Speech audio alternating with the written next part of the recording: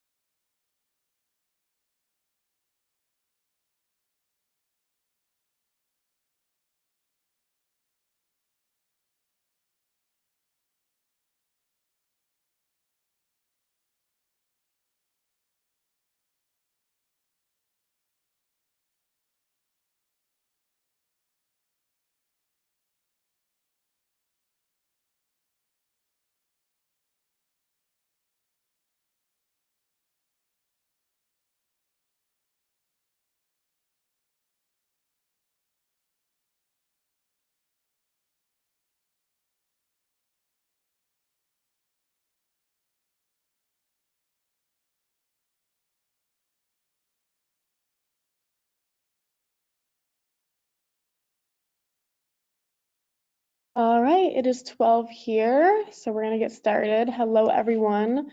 On behalf of the Environmental Finance Center Network, welcome to another session in our CWSRF Funding Process Virtual Workshop Series on analyzing and adjusting rates to manage SRF debt service. My name is Maya Bani from the Syracuse University Environmental Finance Center. And before we begin here, we're just going to go over a few logistics and then we can get started.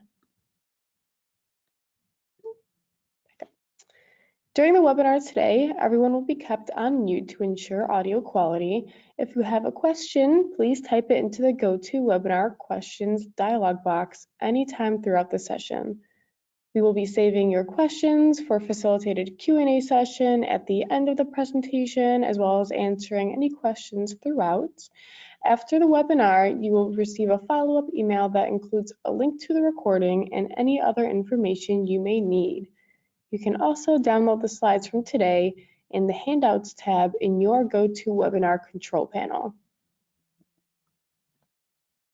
This webinar has not been submitted for pre-approval of continuing education credits, but eligible attendees will receive a certificate of attendance for their personal record.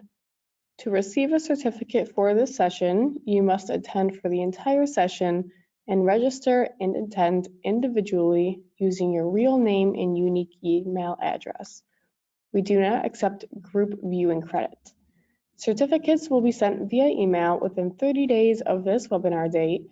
If you have any questions or need assistance, please contact smallsystems@syr.edu.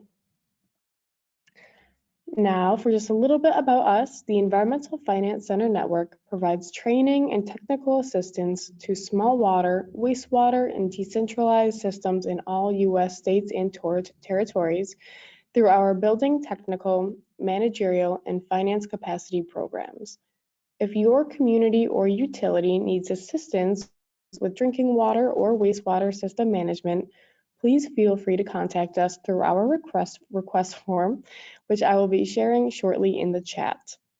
And on that note, we can get started. I would like to introduce our presenter for today, Hope Thomson, a project director at the Environmental Finance Center at the University of North Carolina. And I will get this over to you, Hope. Thanks so much, Maya. Hi, everyone. Give me a second to share my screen. Okay. And maybe Maya, you can confirm for me that you all are seeing just my slides. Yep, looks good. Great. Well, hi, everyone. My name is Hope Thomson. I am here today from the Environmental Finance Center at the University of North Carolina at Chapel Hill. Our mission is to support fair, effective, and financially sustainable delivery of environmental programs and services through all of these myriad of ways. We're really interdisciplinary and like to respond to problems as they come up. And I apologize in advance. I have a little bit of a cold or something, so I'm going to try to not cough or sneeze during this presentation, and I hope you all will just bear with me. I'm Hope, that's me. You can also see me on your screen, obviously. I'm a project director at the EFC at UNC. I focus mostly on technical assistance, so providing training and financial analysis for utilities. And I'm trained in public health and environmental financial risk, but originally studied chemistry and then did a fair amount of work in science communication. So I feel pretty passionate about connecting science and math and things, data to people. And I like this job because I get to do both. I was born and raised in Durham, but I am a Carolina fan for anyone who follows the greatest rivalry in college sports. So go Heels. And now that you know a little bit about me, I'd like to know a little bit about you all too. Webinars are tricky because I don't get to actually see your faces or interact with you at all. So first, we just want to kind of know who is in the room. And I think Maya has already launched the poll. I tried to, have some pretty broad categories here, but please just respond with the answer that's most applicable to you. And just so everybody knows, for all of these poll questions today, I'll leave them up for about a minute or until I see that most people have answered. Great, thank you.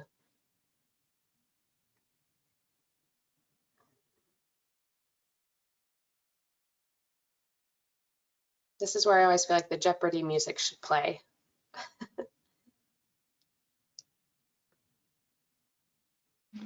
All right, looks like we mostly got everybody. I'm going to close the poll in 3, 2, and 1. Looks like we got a little bit of everybody here. 7% said that they are a wastewater operator. 19% said local official or staff member. 37% said state government. 14% said technical assistance provider. And 24% said consultant, researcher, or other. Great, thanks so much, Maya. And just so you all know, for some reason, as the presenter, I cannot see the poll results. So I really want to know from Maya who's in the room. And I knew we had kind of a mixed bag of folks, so welcome everybody. I have one more question for you, and I want to know where you are from in our country. I found this somewhat helpful graphic from the CDC that gave me only 4 categories instead of 50 states. So if you can find the one that applies to you, either where you're based or where you work the most, that would be great as well.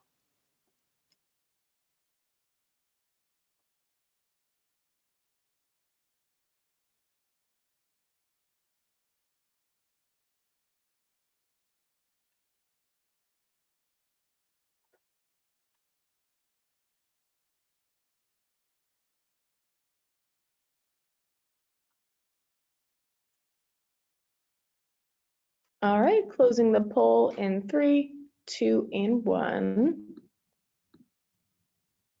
Looks like we're almost pretty even across the board here. 25% said from the West, 26% said from the Midwest, 33% said the South, and 16% said the Northeast. Great. Yeah, that's a pretty even distribution. Well, really wonderful to have you all. I'm just going to make sure that my video is not in the way. There we go. Okay, so we're going to jump right into it. I have a lot of content that I want to get through. Sorry, I went backwards for some reason.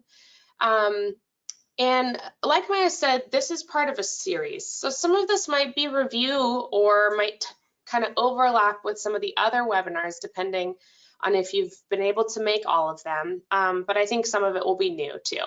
And I'm all about circular learning. So even if you've heard some of these things before, hopefully this will make it stick. So this is what we're going to talk through. We're going to look at debt service coverage ratios. What are they and how do we calculate them? We're going to talk about figuring out what debt payments would be on an SRF loan, what debt service covenants might be associated with those loans, and then really the meat is managing debt via sufficient revenues. And I have a couple tools highlighted here. These are those sub-bullets. These are tools that have been developed by the Environmental Finance Center at UNC Chapel Hill. They're free and open and available for anyone to use. And I'm going to kind of walk you through how we might apply them. We don't have time in this webinar to walk through an example because some of them can be quite data intensive, but we are going to kind of touch on how they work and how you might want to use them in this process. And the main takeaways from this presentation are really threefold, right? And so we're talking about an SRF loan. And the fact that most of the time, even with high amounts of principal forgiveness, your rates and fees and other revenue sources need to cover your debt service from that loan. We know that there are recommendations and even requirements to take on these loans, but you know your town and you know what's going to work best for the communities that you work with. So there's really no silver bullet of like, this is how to do it and then you're squared away.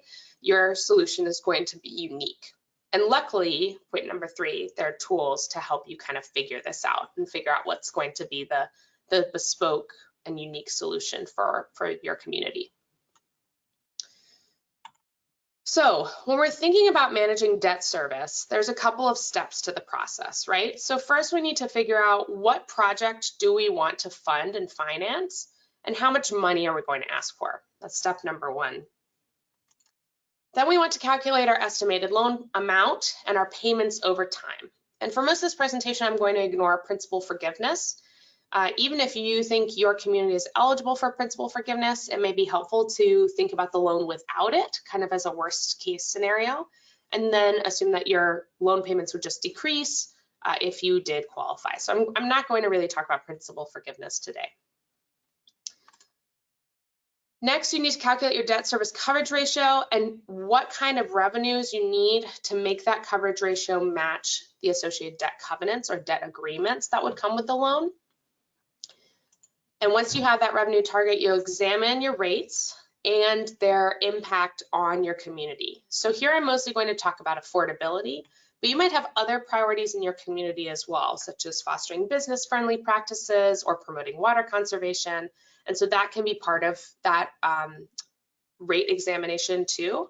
And then once you kind of figure out a good solution, you would adjust your rates. So that's kind of the stepwise process.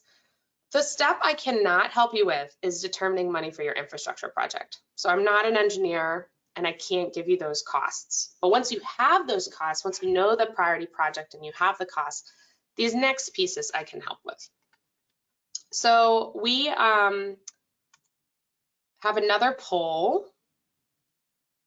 Where are you in this debt management planning? And if you don't work, if you're not a community yourself, maybe you can answer it for communities that you work with. Where are they usually? And I can tell you what I think, where I think people usually are.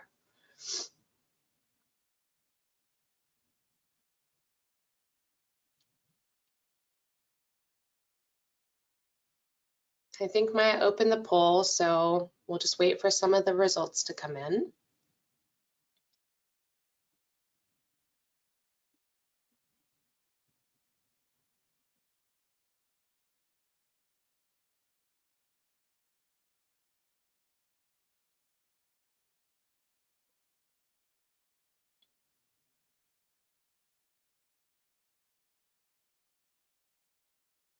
All right, it's going to be closing the poll here in 3, 2, and 1.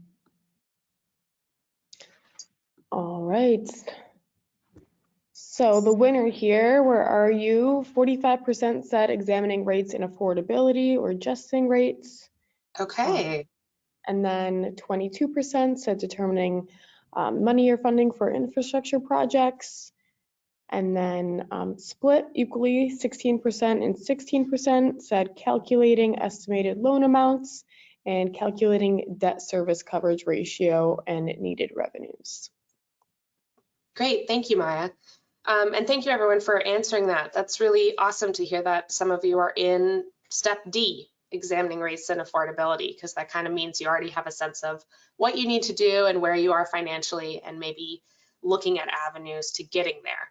A lot of utilities that I work at are a little bit stuck in step A because that is really challenging right now with so much infrastructure need and also really shifting costs for construction and all those things. So great.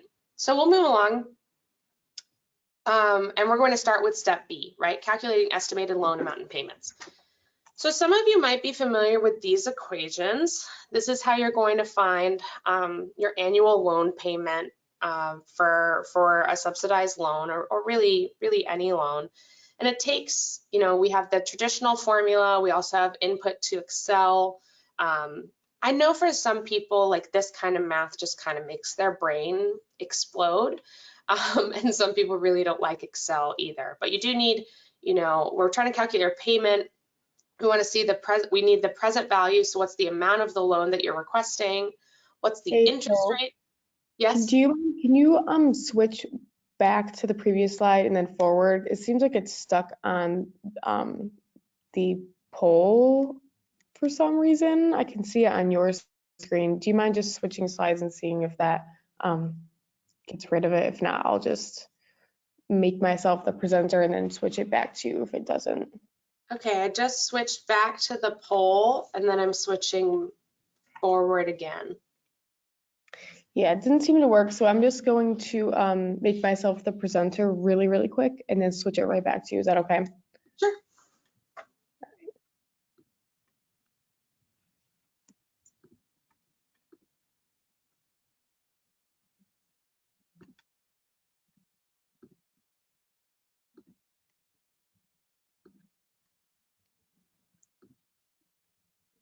All right, there's me, and then switching it right back. Okay. Do you all see the new slide now? That looks good. Okay, Yeah, perfect. great. All right. Hope. Yeah, thank you. Technical difficulties, they always surprise me, but they happen. Okay, so this is what I was talking about, is these kinds of formulas, and using Excel might kind of intimidate some of you. And we really just need like 3 numbers, right? So we need the principal or the value of the loan up front, the interest rate, and then the loan term in years. But if you want to compare, different kinds of scenarios, you might want to use a more detailed tool. And so we do have this subsidized loan calculator. It can help you determine principal and interest payments over the course of the loan, and it can compare different financing options, okay? And so here we have Mount Anytown, that's a fictional town I'll kind of use throughout the presentation. They have a $2.8 million project, and they want to compare, they're thinking about SRF, and so they're thinking about SRF versus a market rate.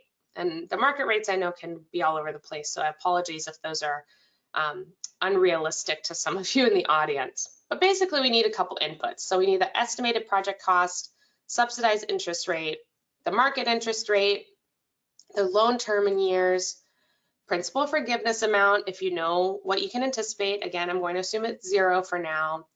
And then what we can see is the interest savings over the life of the loan. Now, importantly, this compares 2 loans with the same lifetime. So if you have varying lifetimes on your loans, I know they can differ by funding sources, then your overall cost savings will not be as directly comparable. But you might be able to adjust this by running the tool with multiple scenarios and just change that lifetime and leave everything else constant. So the first output from the tool are these annual payments between the 2 scenarios. So we have an approximate schedule of loan payments, and we can see that with the subsidized loan, which would theoretically be the SRF loan, that we're saving about $50,000 per year.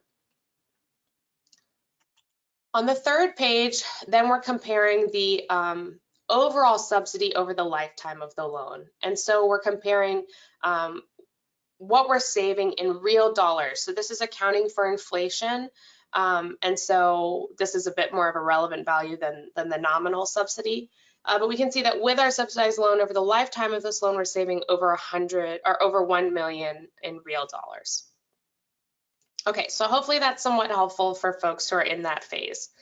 We'll move right along to calculating our debt service coverage ratio.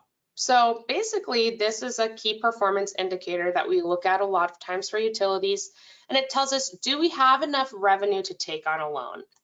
So it's a measure of your ability to pay your debt service with your operating revenue after covering day-to-day expenditures. And you can see that in the equation. So we take revenues, we subtract expenditures, and then we divide by our principal and interest payments. We do exclude depreciation from this calculation, though we do include it in other calculations of key performance indicators.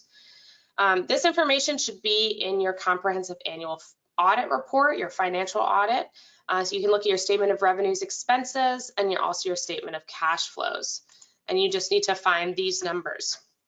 And if looking at your audit sounds terrifying for you, that might be a good avenue for requesting technical assistance. So a natural benchmark for this is 1. You at least want to be able to cover your debt service and your day-to-day expenses. But oftentimes a higher benchmark is either recommended or required. And that's because we know that there can be fluctuations in revenue from year to year. So you don't want to have a down year, a year where perhaps there's a lot of rain or not enough rain or something else happens and your customers are using a different amount of water or wastewater services and your revenues change and you're no longer able to cover that debt. So we'll look at some examples. Here we have, this is from a system that we worked with a long time ago in 2010. And you can see this is an example we use a lot. We've kind of numbered the quantities that are going to be relevant to us. You don't have to really remember any of these numbers. They're just there to show you what it might look like in your audit. We're looking at the enterprise fund or the proprietary fund, so specific to water and sewer. Sometimes they're even separated, which can be nice for assessing self-sufficiency of your water versus your sewer. And then here we have the statement of cash flows for the proprietary funds. And again, we've kind of highlighted the principal paid that year and the interest paid. So again, here's our equation, and we have those little numbers to help us again. And if we were in person in a training or even in a virtual training, I would have some more examples for you all to practice on. But since we're in a webinar, I'm just going to give you the numbers and you can refer back to them. So we'll kind of sub in those numbers from the audit. Remember, we're adding principal and interest on the bottom. We're excluding depreciation on the top. And we can see that this community has a pretty decent ratio at this time of 2.06. It's well over the natural benchmark and also above the recommended benchmark, so they would be in pretty good shape. Especially if they had a debt service covenant associated with their loan. And this is an extra requirement agreed to by the utility before the funds can be accepted or distributed. So we're not only asking, do you have enough revenue to take on the loan in a way that you feel comfortable with, but your covenant is a way of ensuring that your lender feels comfortable with you taking on the loan. So some people might think of this as one of the hoops that they have to jump through to get access to the funds. But it's really a security measure to ensure that the loan is repaid, kind of keeping the revolving and state revolving fund, right? So that those funds can then be used to fund projects again in the future. And there's a couple of examples of what these covenants can include. So they might include some sort of requirement for reserve funds to cover revenue shortfalls, might require a certain debt service coverage ratio, and it might require adoption of revised rate structures to meet these requirements. And that's what we're going to talk about in a little bit. I do have a couple of examples here. I tried to get them from all over the state. I will say some of these were hard to track down, so be curious and dig for them. But we can see in Tennessee, they have the debt covenant requires a 1.2 debt service coverage ratio. California requires 1.25, and it also requires setting rates at levels sufficient to produce that, that ratio. And then Minnesota requires demonstration of financial capacity to repay. And then also this piece, which is a bit interesting to me, borrowers must issue a general obligation bond, and that is to their public facilities authority. If I was working with a Minnesota utility, I would be really curious about this. What does that entail? What's the process for issuing that bond? And I know we have a lot of folks from state agencies on the call. I won't put them on the spot or anything, but most SRF offices I've worked with have been very forthcoming and wanting to be helpful in this information, and they often have capacity to provide technical assistance in answering these questions. So be curious about your rate covenant and reach out to your SRF offices to ask questions and make sure you thoroughly understand. Okay, so our debt service coverage ratio, why does it matter again? You might have a healthy debt service coverage ratio and feel good about the revenues you have coming in, but can they meet your covenant? So you need to have a couple pieces of information. You need your state's specific debt covenant requirements, and you need to understand them like we just discussed. And then you also need to consider your utility's current financial health. Where are you and where do you need to go before you talk about what rate changes may be necessary? And Maya, I did have a fourth poll, but I never sent it to you. So we're going to skip this one as like an official polling question. We don't have to skip it if we want. We could have everyone answer in the chat A, B, C, D, E, and then see Okay, Do that if you want.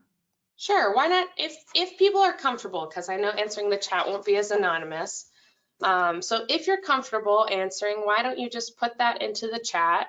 Basically, how familiar are you with an existing debt covenant that you have? Do you have one and you don't know the terms? You have one, but you know you're due to review the terms and make sure you're meeting them. You have one, but you know you're meeting the terms, or you don't have one at all.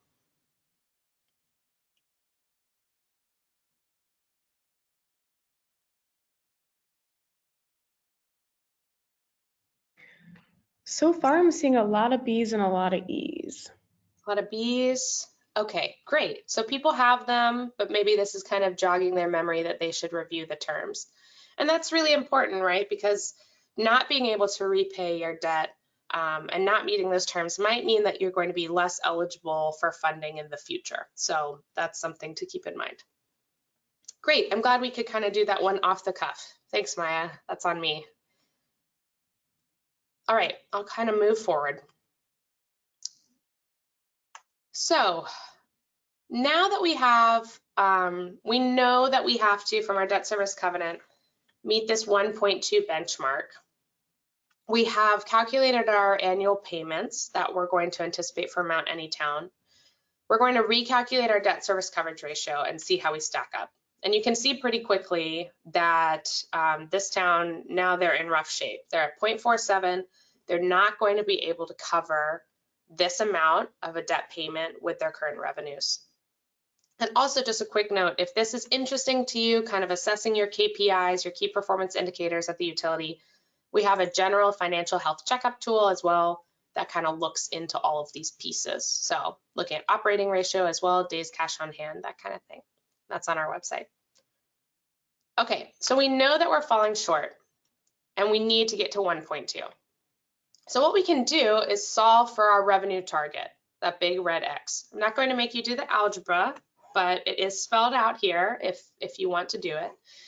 And you can see that we need about 119,000 to really be making our debt service coverage. So if you had a pretty simplistic system that you were working with, maybe 1,145 households, and they just were charged a flat fee every month for service, you can do some pretty quick math to see that we need to charge $8.65 more per connection. But most systems aren't this simple, even small systems. So you might have different customer classes. You're probably, hopefully, working with volumetric fees in most cases. You might have inside and outside rates, et cetera, et cetera. So this is not really, this is a kind of slapdash way to do it. But you can take a more in-depth and creative approach by using a rate study or this rates analysis tool that I'm about to tell you about. And before we move forward, I just want to kind of re-solidify a couple of things. And I think it's easy to forget these things once we start talking about adjusting rates. And that's really fair because affordability of water and wastewater services is definitely a concern in a lot of communities, but we also have to balance that with the infrastructure needs of these communities. So just very quickly, I think everyone on the call is aware of this, but just to kind of get us on the same page. So infrastructure changes for a utility should ultimately benefit customers in some way, usually by increasing the quality of the services that they receive. At the same time, utilities want to be sustainable and they want to be working and recovering their costs today and into the future, right? I think most utilities I work with take a lot of pride in their work and they recognize the value of their service to their community. And then the point that's not on here is that even with the historic infrastructure investments that we're seeing in this country, we all know that money doesn't grow on trees, right? So there has to be a way to cover these infrastructure changes. And so in some way, even with grants and even with principal forgiveness on loans, in most cases, infrastructure updates will have to be covered by revenues that are brought in by the utility. And that means they're covered by rates and fees that are charged to customers. So this is just something that I wanted to establish before we start talking about adjusting rates more generally. Okay, I can't see any of your faces, but hopefully we're all on the same page about that. So how do we find that 865, or really that 119,000? There are options for this, right? A blanket increase to a flat fee is probably not the most effective or creative way to fund an infrastructure project. And so we can look at these different options, and then before we say, yes, this is how we're going to do it, this is the option we're moving forward with, we can consider how that new potential rate impacts affordability or impacts business friendliness or other things that we want to emphasize and prioritize in the community. And then we can go back to the drawing board if we need to. So that's where the creativity comes in here. It's not a science, it's an art of making rates. And if this is stressing you out already, again, technical assistance may be available in your region to do this kind of analysis. So our rates analysis tool, what does it do? I'm going to do a quick time check for myself because, of course, okay, we have about 30 minutes left, so we're doing good. So our rates analysis tool, what does it do? So it does a couple things. First of all, we're going to summarize and compare our revenues and our expenditure streams. That's today and into the future. And we've done a little bit of this already with that debt service coverage ratio. We're seeing where are we, what are we stacking up as? What this does is we can put in, anticipated changes. So change of inflation, are we going to take on a loan in the next 5 years, that kind of thing, and kind of project that out to see how things are going to change and if we're going to be making our revenue target. It also provides a flexible modeling framework so that we can consider rate changes over time. So some of you may be familiar with more gradual rate changes, or maybe doing a big change and then wanting to do smaller changes over time. We can do that in this tool, and we can also looking at changing structures, changing the base versus the volumetric fee. Like I said, one time larger changes to cover a shortfall versus then more gradual changes to keep up with the rising costs of doing business. And then finally, it does analyze bills for customers under those current conditions and the modeled conditions. So we have a lot of different outputs to the tool. And first, I'm actually going to go over the outputs, and then I'll tell you what I need to get there.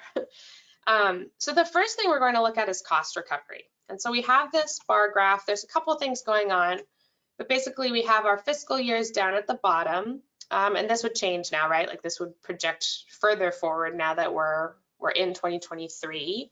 And so we have our existing rates in this kind of tan color, our new rates in purple, and then our revenue target. That's really how I like to think of this red line rather than just expenses. That's our target.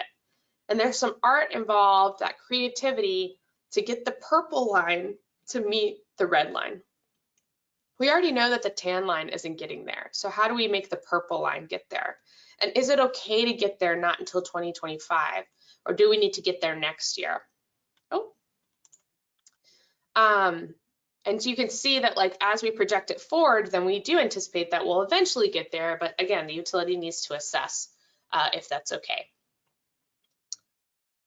Okay, and then here we go. Here are our data needs. So for expenses, we really do need a fair amount of data to run this kind of tool. I know that can be difficult, but we can't make these data-informed projections without it. So it is worth the time, in my opinion. We've talked a fair bit about expenses generally. So we need your budget so that we can understand where your money is going, what are your day-to-day operating expenses. We need to know what existing debt you have and the timeline on it. So are you paying it off anytime soon? Is it a newer loan, so that we can do that projection forward? And then, like we've talked about, what's your potential debt service, or do you have a capital improvement plan that can help us kind of ballpark that? As for revenues, this is where it always gets a little bit tricky because we want it at a pretty discrete level. So a lot of times we're looking at revenues at an aggregate level when we initially start working with a utility. But if we want to look at these creative structures to be able to make changes of lots of different kinds and see which one is going to work best for the community, it doesn't help me to say, well, all of my residential customers used X thousand of gallons in this month. What I really need to see is how many customers do you have in each class, what are the current rates and fees, and then what's the consumption monthly by customer. And that way we can really see how your revenues are going to change over time if we make adjustments. One of the important reasons for this is because another output that we have is analyzing fixed versus variable revenues. So here we're showing the old revenue. So if you have a base charge and a volumetric charge, essentially, and we're showing the old revenues are in orange and the new revenues are in purple. And this kind of analysis can also help you figure out what kind of resilience your utility has to revenue shocks, which may be helpful in considering how you feel about that debt service coverage, right? So your fixed revenues cover your fixed costs. And there's lots of things that are fixed costs: your salaries, your equipment, your debt payments. Those are things that you have to cover no matter how much water your folks use or how much wastewater they're producing. You still have to make those payments every month. Your variable costs are things like chemicals, and those are going to change, maybe electricity, things that'll change based on usage. So this kinds of analysis comes from that really discrete level consumption data and can tell us more about how those things would change based on tweaks that you would make to the rate structure. All right, and then the other output that we have are customer bills. So we can see that we have monthly bills by customer class. So we'll generate multiple graphs for different customer classes here at different consumption points, importantly, and over time. So you can see that this utility had a baseline, that's that dotted line at the bottom. And then these suggested rates, they suggested some small increases over time, most likely to keep up with inflation. And so you can zoom in to a customer class you're concerned about, as well as the consumption point that you're concerned about. So if you know that you have a lot of families or something and they use, around 8,000 gallons per month, you can kind of see like, okay, well, they're paying about $50 now. There's going to be an initial jump, and then there will be kind of these smaller jumps, gradual increases over time. The last thing that we can do with the rates analysis is look at principal forgiveness a little bit. So if you think that you or a community you work with could qualify for principal forgiveness, basically we can do the rates analysis with a couple of scenarios of estimated debt payments. This system that we did this analysis for had a pretty simple system where it was just a flat fee. So that's why you see their monthly payment just changing from between scenarios of percentage principal forgiveness. But even if you had a more complex system, we could say, okay, best case scenarios, we get 65%. We're more likely, or best case scenarios, we get 95%. We're more likely to get 65, but what if we land kind of somewhere in the middle with 80% principal forgiveness, and then do a separate model for each of those. Okay, so this is what our rates analysis tool currently looks like. It is available online, and we're currently in the process of updating it to be a bit more user-friendly. But please feel free to explore on your own. There's some guidance videos on our YouTube channel. And again, we are able to provide direct technical assistance with the tool to utilities seeking to apply for SRF in EPA Region 4. And there are other ESCs as part of the network that can provide assistance with rate setting as well. So definitely make sure you know who your EPA region EFC is. Okay, now we'll talk a little bit about that cycle that I mentioned. So we're going to talk about affordability too. Remember, we want to talk about how the impact of potential rate increases, what is their impact before they're adopted to meet that revenue target. So we have this affordability tool. It's hosted online on Tableau. It's pretty straightforward to use, but the output can be a little challenging. So that's what I'll focus on. But basically on this first landing page, you select your state and your county and your census place. You kind of use these little maps to do so. And then at the bottom where it's not shown, you can enter charges for services at 4,000 gallons of consumption. So you can do that for water, wastewater, or the combination of the two. And you can enter like a current charge and then maybe a proposed charge that you landed on through a rates analysis. And then you can compare those two price points.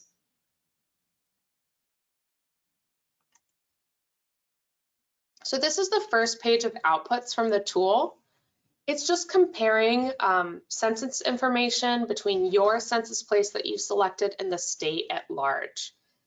And this gives us a bit more detail about what kind of challenges your community and your customer base might face when thinking about affordability. So some of you might have heard, like, as long as they're not paying 4% of their household income on water, wastewater, it's fine, or maybe 2%. But that's really an overly simplistic way to talk about affordability. And so this gives us a bit more nuance to ability to pay and affordability and who in the community might be challenged.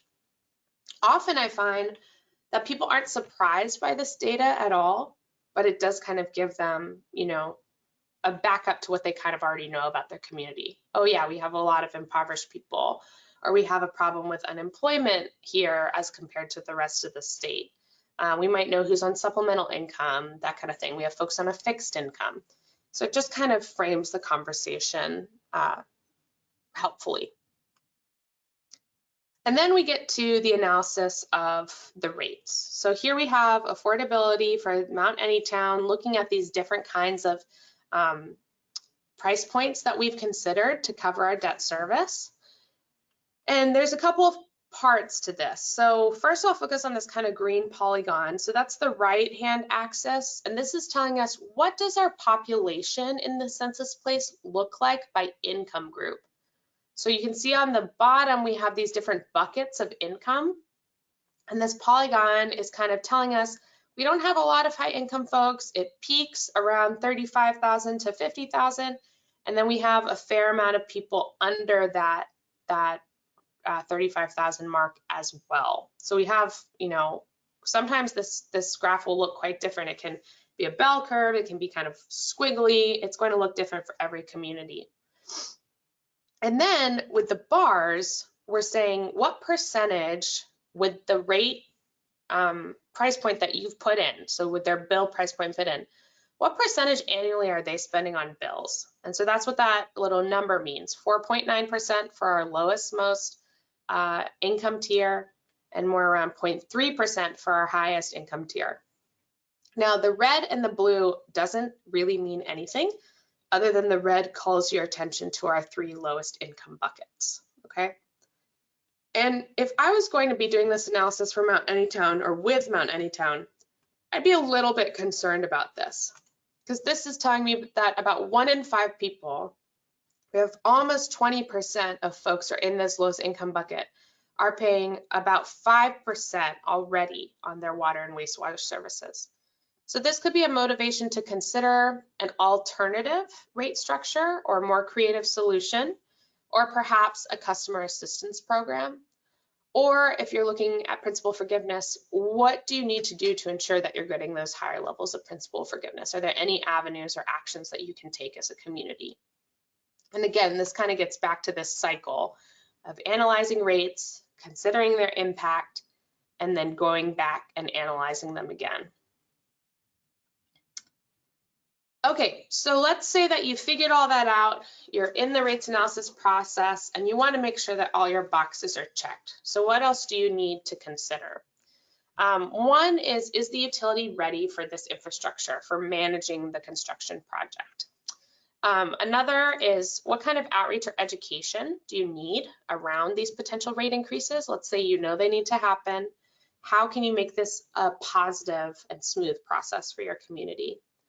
And then finally, before you say, yes, this is the solution and we're going to meet that debt service coverage ratio and then we're golden, we're good to go and ready for this loan, what other changing expenses might be associated with the new infrastructure that should be in your budget and should be part of that revenue target? So one thing to consider is workforce development and other costs. So do you have sufficient staff to be able to manage the loan and to manage the construction project and then to manage the infrastructure once it's in the ground? Are they going to need additional training? Maybe you're changing the treatment train or something and they need to change their certification. So those are things that you should budget for now, because otherwise if you budget for them later, it's going to change your debt service coverage. Do you need any other kinds of infrastructure changes to be able to accommodate this new infrastructure? Have you covered all the bases of what changes need to be made in the system? Are your budgets for materials or labor changing? And I think really critically, What do your emergency and reserves look like in case something happens? Unfortunately, it can happen where you put something in the ground and then things can still fail. So are there kinds of warranties, or do you need to have things in reserve? And what does that amount need to be to make emergency replacement costs? And then finally, I know you're thinking, I'm putting it in now, I'm getting the loan now. Why do I need to think about replacing it already in 20 years? But that is the most responsible thing to do, is to think about expensing for depreciation and how you will, as the utility, plan to replace the new infrastructure when it wears out down the road. Okay, and importantly, maybe some of the infrastructure could save you money as well. That's also a consideration if you think it will reduce materials or maybe reduce time or something like that. All right, and then we're almost at the end here, so I don't know if there are questions, but hopefully you're thinking of some. If rate adjustments are needed to cover your debt service, we often recommend that utilities are proactive about communicating this with their customers. And I mean this in a way of going beyond just announcing at the town hall meeting or putting a flyer in their bill. People don't always understand why the increases are needed, apologies. And most of us on this call, I think we eat, sleep, and breathe this stuff. So we get it for the most part, I think. But your customers, they have the luxury of, flushing their toilet and hopefully paying their bill and not having to worry about their system most of the time. So these are some options maybe to be more proactive. And it's really, to me, remember I said I worked in science communication, so I'm all about increasing education and communication. To me, it's really about just like increasing your understanding of your customers and your customers' understanding of what you do. So one option is to bring in a third party. Make sure it's the right third party that can explain things well and also be empathetic with your customers when they raise concerns. Okay, so bringing in a third party to help explain the issue, help talk about solutions. Another option is to present multiple options and context. So when we talked about infrastructure needs updating, that's kind of a given that we know that in this community, in this line of work. So that's the context. What's happening with our infrastructure? What changes are needed? What's going to happen if we don't do anything about it? And then if you've investigated some of these creative options, saying, hey, we really need to apply for an SRF loan. We're going to need this much money to cover the debt. We can't just bank on getting 100% principal forgiveness or a grant. This is a really great opportunity. These are the different ways that we can potentially do this and presenting that to the community. And again, just proactive engagement. So through those kind of mechanisms. And what I have here are some pictures of how we've done this as an EFC with some communities we've worked with. So here you see people having conversation, and really it was that back and forth. Let us tell you what's happening and what changes we think are needed. And let's hear from you. What are your concerns about the system? What is your experience as a customer?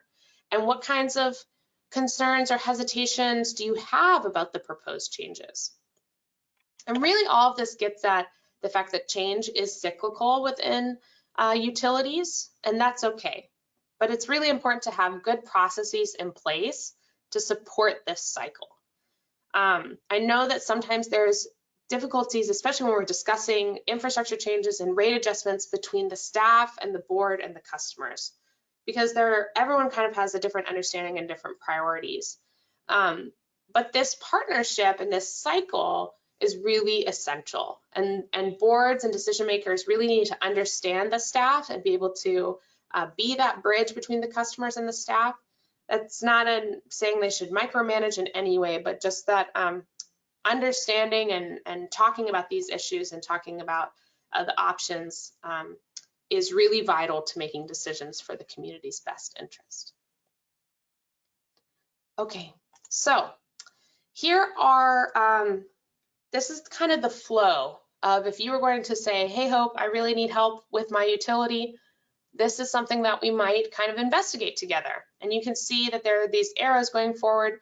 There's really an arrow missing going backwards from the affordability tool and the rates analysis tool, but you all know that. I've kind of belabored that this whole time. And these are all tools that we have available, again, free to use in your own way on our website. We do have some updates in progress, like I said, but they are still all on our website and available to use. And we're happy to answer questions if you have them. This is my last slide. This is my contact information. I've included 2 links for requesting technical assistance. Again, the UNC EFC is within EPA Region 4. So if you'd like to contact us directly and you're in Region 4, please do so. It was really great to speak with you all today, and if there's any questions, I'm happy to answer them at this time. I see we do have a couple questions. Great. I was hoping so, because I left 10 whole minutes, which surprised me, honestly. The first one says, how much should communities, especially smaller ones, less than 1,000, rely on industrial rates versus spreading over residential rates? Is it better to calculate rate impact on residents in event industry wait, let me restart the sentence. Is it better to calculate rate impact on residentials in event industry contribution changes? Sorry, could not read that last sentence. Does that make sense? I think so, yeah. Again, unfortunately, I don't think I can give you a silver bullet answer. How I would approach that question if I got it from a community was, let's look at both. It's going to really depend also on some of this like intangible context that I can't really get from a tool. So when I work with a community, it's a back and forth and we have conversations. If you have a sufficient number of industry customers and you think that they are paying for the cost of providing them services, then maybe you do need to look at the residential customers primarily to cover that gap. But the opposite, I think, could also be true. And it's just going to really depend on the community and what kind of their customer classes look like, how many customers they have, even if it's small, and what kinds of things they want to prioritize. I hope that was helpful. All right, and then the second one here asks, can you please elaborate what you mean by customer classes? Are the classes defined by consumption amounts, customer locations, both, or something else? Sure. So when I say customer classes, I guess I mean all of those things and then some. One thing I've learned working with utilities in this job is everyone does things a very different way. The easiest way for me to think about customer classes is what we were just talking about. So usually residential, commercial, and industrial. And they're broken up that way mostly to account for the fact that it costs the utility a different amount to provide services to those kinds of customers, and especially on the wastewater side, right? So residential wastewater is quite different in character than commercial and industrial wastewater. And so it's trying to account for the fact that those customers are different to serve. Unfortunately, I have seen places that have 20 customer classes, and they've defined them in all different sorts of ways. It could include inside versus outside rates as well. It could be different charges based on meter size. But when I say customer classes, I'm just saying, how do you kind of break up your customers to charge them different rates? Good question. And then we have one more. Are there things that the SRF programs can do to help facilitate rate calculations? I wonder who this question is from. That's a great question too. Again, I don't work for the SRF programs. I would say, you know, in North Carolina, we benefit from a pretty friendly and close relationship with North Carolina's SRF office, the Department of Water Infrastructure. And we're lucky that, you know, sometimes they refer people to us to work with directly. So I guess that would be my recommendation for anyone in an SRF office who's looking for this, is make sure that there's a technical assistance provider that does this kind of analysis, and see if you can connect them with communities that need it. All right, it looks like that is our last question, but if anyone has any more questions, feel free to pop that in there right now. Oh, got one more. Okay, just under the wire. Oh, it's actually, it's not a question. It just says they could also refer to the tools that we have. Yeah. Yes. Yes, good point. All right. Well, at the moment, that looks like everything. Thank you, Hope, for sharing your expertise with us. And just so everybody knows that following this webinar today, you will receive a follow-up email with the slides and a link to the recording. We also ask that you complete the webinar evaluation following this webinar so you can let us know your thoughts on today's session, as this helps us plan future webinars that are important to you. I also want to let everyone know that there are only 2 more sessions in this series. The next one will be taking place on Thursday, November 16th, and will cover how to navigate federal regulations related to SRF funding. I have also just put the link to that registration in the chat if anyone wants to sign up right now. In addition, the final session in the series will be taking place on Tuesday, December 19th, and we'll discuss how you can best manage your grant after being awarded funding. Registration has not been opened yet for this session, but we will let you all know once it is available. But I think that's everything I have to say. Thank you all again, and we hope to see you at future EFCN events. Thanks, y'all.